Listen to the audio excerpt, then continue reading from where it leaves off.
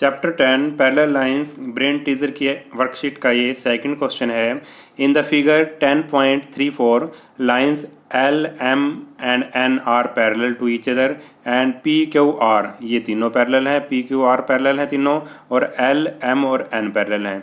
If angle 1 85 degree है, find angle X, angle Y, angle Z, T S और U angle हमने find out करना है। देखो ये हमारे पास फिगर है, तीन लाइंस हैं, ये एल लाइन है, ये एम है और ये एन है, तीनों लाइन पैरेलल हैं। ऐसे ही पी क्यू और आर, ये तीनों लाइन भी आपस में पैरेलल हैं। ठीक है, हमें एंगल 1 की वैल्यू दे रखी है, एंगल 1 है 85 डिग्री।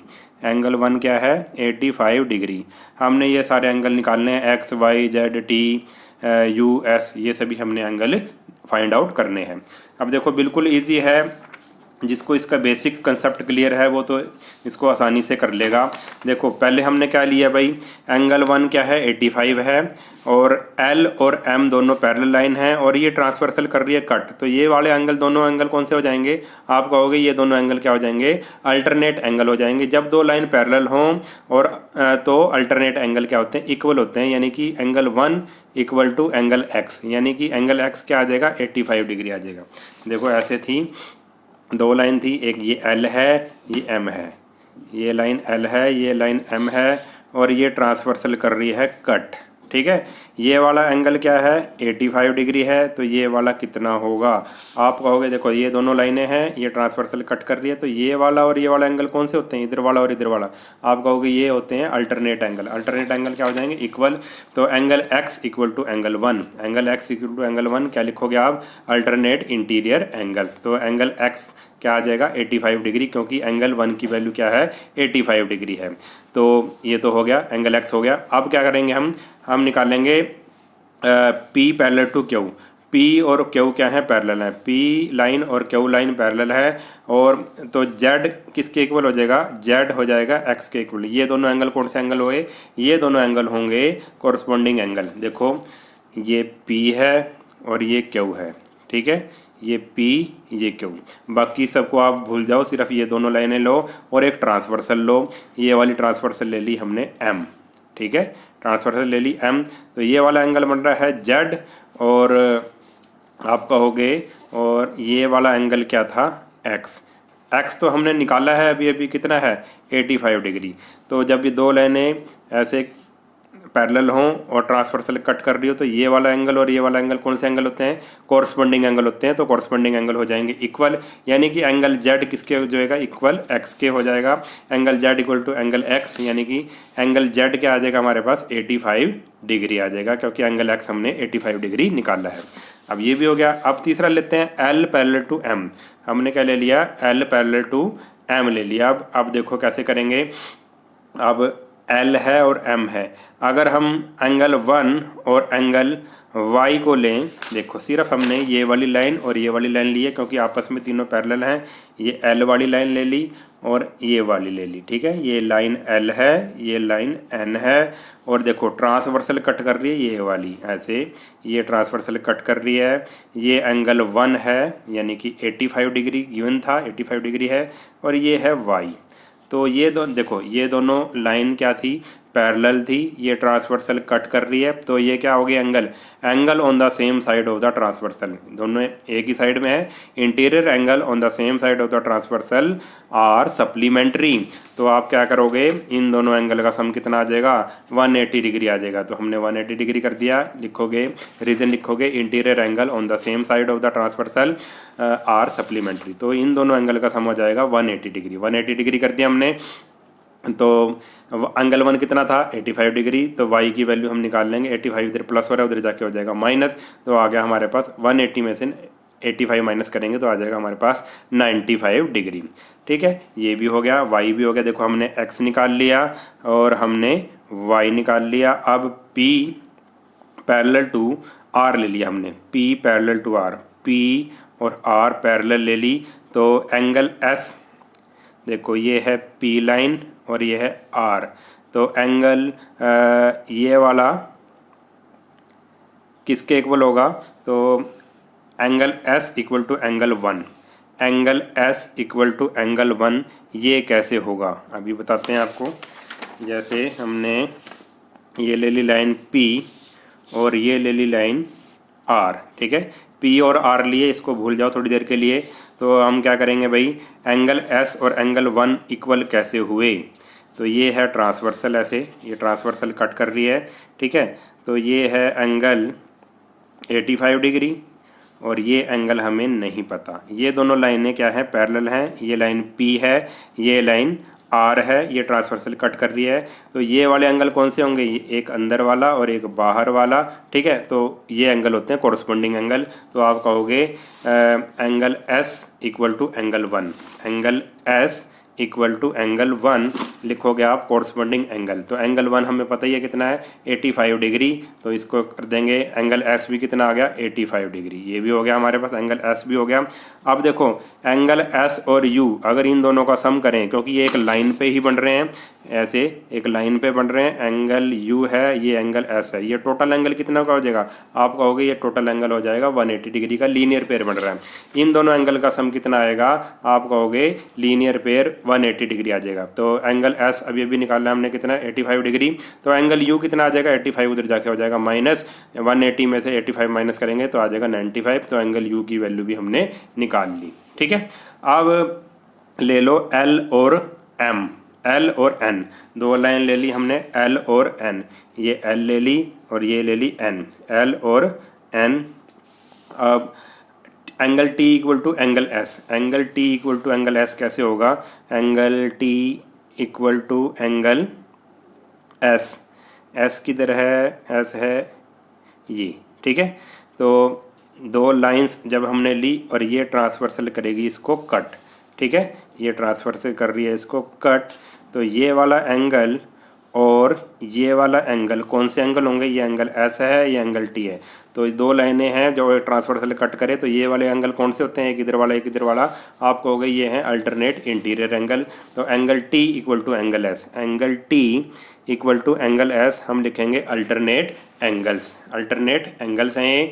तो एंगल S हमने 85 निकाला, तो एंगल T कितना आ गया, एंगल T की वैल्यू आ गई हमारे पास 85 डिग्री। तो हमने ये सारे एंगल्स हमने फाइंड आउट कर लिए। बिल्कुल इजी क्वेश्चन है, जिसको बेसिक आता है वो तो आसानी से इस क्वेश्चन को कर लेगा। अब नेक्स्ट क्वेश्चन देखते हैं, नेक्स्ट क्वेश्चन में क्या है। अब क्वेश्चन नंबर 3 देखो इसका, draw a line segment A B 7.6 centimetre. एक लाइन सेगमेंट लो जिसकी लेंथ कितनी है, 7.6 सेंटीमीटर है, without constructing parallel lines. Parallel lines हमने नहीं बनानी, at A and B, A और बी पे हमने पैरेलल लाइन नहीं बनानी। फाइंड 3 पॉइंट, और ऐसे 3 पॉइंट बताने हमने, पी क्यू आर, और जो ए बी पे होंगे, such that A P, P Q are और आर बी क्या होंगे, इक्वल होंगे। देखो ये एक तरह से कंस्ट्रक्शन वाला क्वेश्चन है।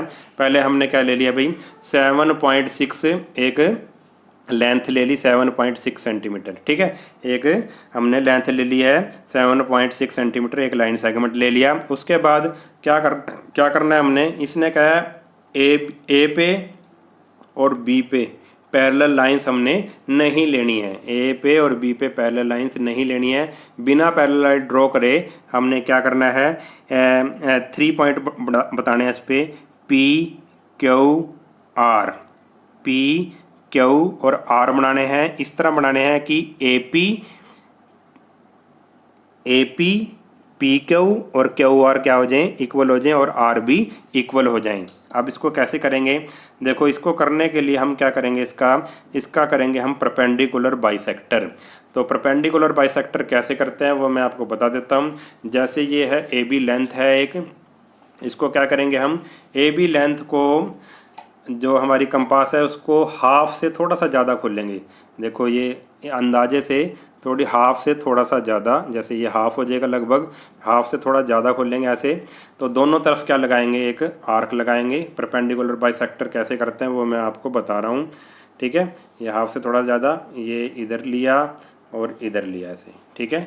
अब ऐसे इधर से रख के दोनों साइड, एक इधर और एक इधर, ठीक है।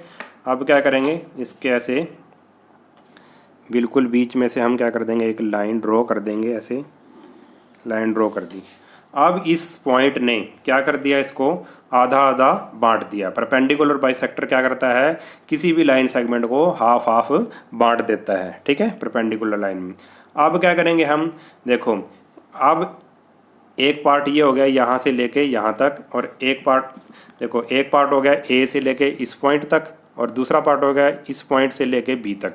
अब इन दोनों का भी हम परपेंडिकुलर बाइसेक्टर ले लेंगे, क्योंकि हमने क्या करना है भाई, इसको 4 पार्ट में बांटना है, इस लाइन सेगमेंट को 4 पार्ट में बांटना है। फिर से क्या करेंगे, वही, अब ये इतनी हम देख रहे हैं, ये यहाँ से लेके यहाँ तक देख रहे हैं, ये यहाँ तक, ठीक है। तो इसको, इसका परपेंडिकुलर बाइसेक्टर लेना है, सिर्फ इसका, ठीक है, यहाँ से लेके यहाँ तक का लेना है हमने परपेंडिकुलर बाइसेक्टर। अब क्या करेंगे, वैसे ही हाफ से ज़्यादा खोल के, थोड़ी सी हाफ से ज़्यादा खोलनी है, एक इधर लगाओ आर्क, एक इधर लगाओ, ठीक है, ऐसे ही एक इधर लगाओ आर्क और एक इधर लगाओ, ठीक है। और ये भी मैं कर रहा हूँ, इसको भी ऐसे ही करना है, इसको भी आधे से ज़्यादा करके एक इधर लगाओ आर्क, इकट्ठा ही कर देते हैं, और एक इधर लगाओ आर्क, ठीक है, और फिर ऐसे करो और ऐसे करो, ठीक है। अब क्या करें भाई, दोनों का हमने क्या ले लिया है, परपेंडिकुलर बाइसेक्टर ले लिया है, इस लाइन सेगमेंट का भी और यहाँ से लेके यहाँ तक का भी। अब इसको मिला देंगे हम, ऐसे मिला दिया, और इसको भी हम ऐसे मिला देंगे। ये थोड़ी लाइन टेढ़ी होगी है, बिल्कुल सीधी आएगी ये, ठीक है। तो अब आगे हमारे, अब हमने इसको 4 पार्ट में डिवाइड कर दिया। क्या था, इसने क्या कहा था, ए पी, तो यहाँ पे लिखो पी, ये वाला पॉइंट है पी। फिर क्या कहा इसने, पी क्यू, तो पी से लेके क्यू तक ये ले लो क्यू। अब फिर क्या कहा है उसने, क्यू आर, ये पॉइंट ले लो आर, ये वाला पॉइंट ले लो आर, फिर आर बी, ठीक है। जब आप इसको मेज़र करोगे तो हमने क्या निकाल दिया, A P line segment P Q equal to line segment Q R equal to line segment R B, ठीक है। तो ये हमने निकाल दिया है ए पी। जब आप स्केल के साथ इसको मेज़र करोगे तो A P, P Q, Q R और आर बी, ये क्या होंगे, चारों इक्वल होंगे। यही हमने करना था, ठीक है। तो इस क्वेश्चन में बस यही था।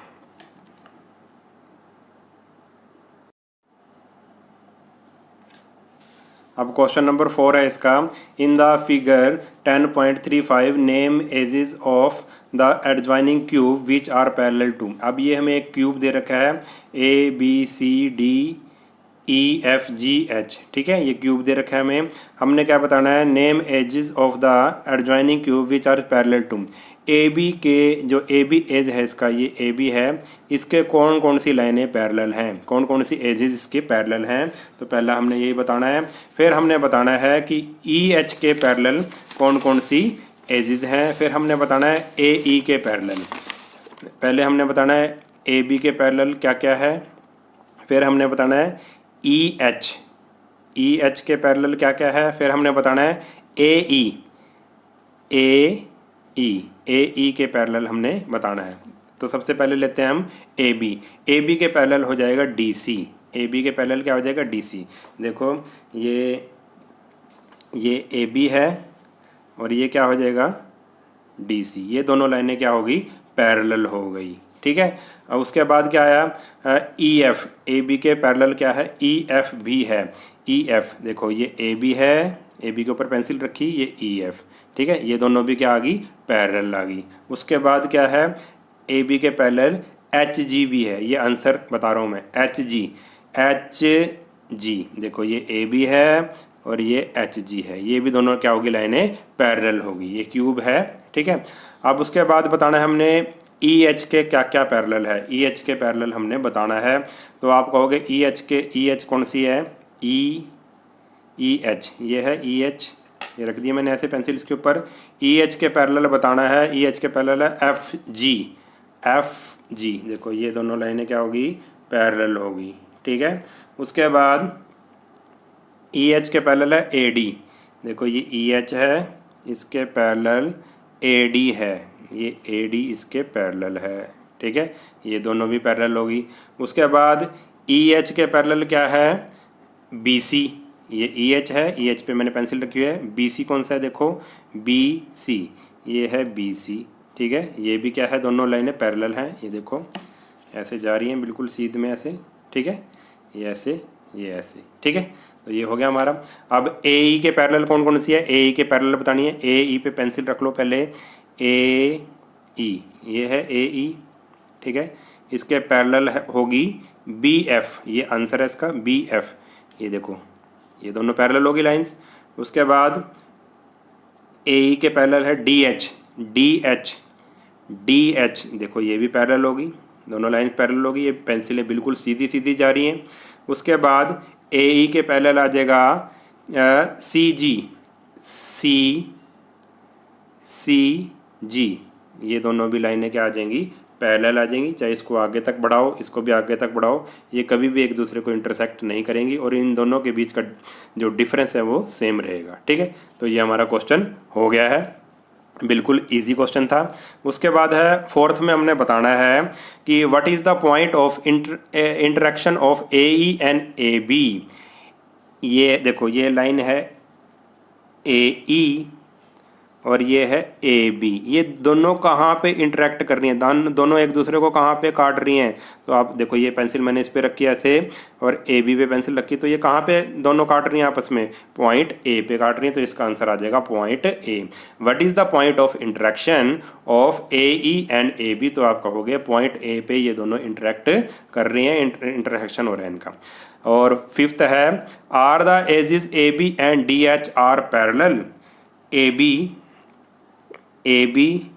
और डी एच ये बताना है कि क्या पैरेलल हैं। देखो ए बी मैं ऐसे रखूँगा और डी एच को ऐसे रखूँगा, तो आप देख रहे हो कि ये दोनों लाइनें पैरेलल नहीं हैं। ये एक तो ठीक है, ये अलग प्लेन में है, ये अलग प्लेन में, ठीक है, दोनों लाइनें पैरेलल नहीं है। तो आप लिखोगे no because A B and D H, पहले लिखेंगे they are not parallel because A B and D H lie in different plane. तो इसका रीज़न क्या लिखेंगे, because A B and D H lie in different plane.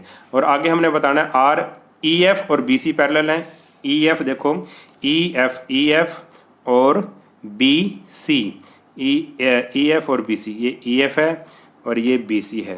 तो क्या ये दोनों लाइनें पैरेलल हैं, तो आप कहोगे नहीं, ये दोनों लाइनें भी पैरेलल नहीं है क्योंकि ये भी दोनों अलग अलग प्लेन में हैं।